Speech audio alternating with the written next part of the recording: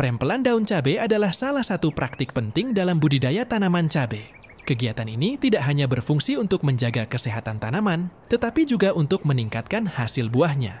Dalam proses ini, biasanya sebagian orang memilih melakukan pemangkasan pada daun-daun yang terlalu lebat, sakit, atau sudah tua, sehingga memungkinkan sinar matahari dan sirkulasi udara yang baik. Perempelan pada tanaman cabai juga dilakukan untuk menghilangkan tunas-tunas air yang tidak produktif dan dapat menghambat pertumbuhan tanaman. Namun sebagian orang mungkin tidak melakukan perempelan karena berbagai alasan, seperti tidak mengetahui pentingnya perempelan untuk pertumbuhan tanaman cabai, tidak memahami bahwa tunas-tunas air yang tumbuh dari ketiak-ketiak daun dapat menghambat pertumbuhan tanaman, khususnya bagi kami yang masih pemula. Untuk itu, saat memasuki usia 37 hari setelah tanam ini, saya memperhatikan pertumbuhan setiap cabang dan tunas air.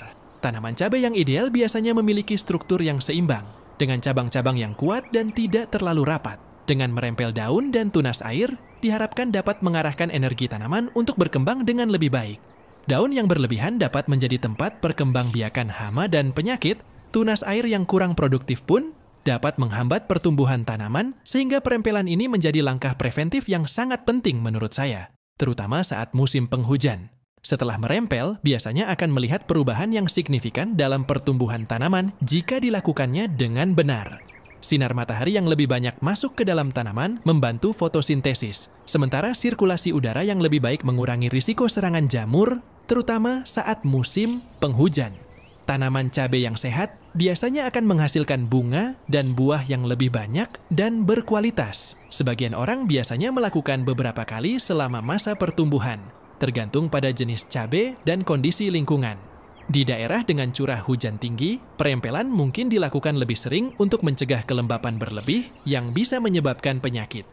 Sementara itu, di daerah yang lebih kering, petani perlu lebih berhati-hati agar tidak merempel terlalu banyak daun, karena tanaman membutuhkan dedaunan untuk mempertahankan kelembapan.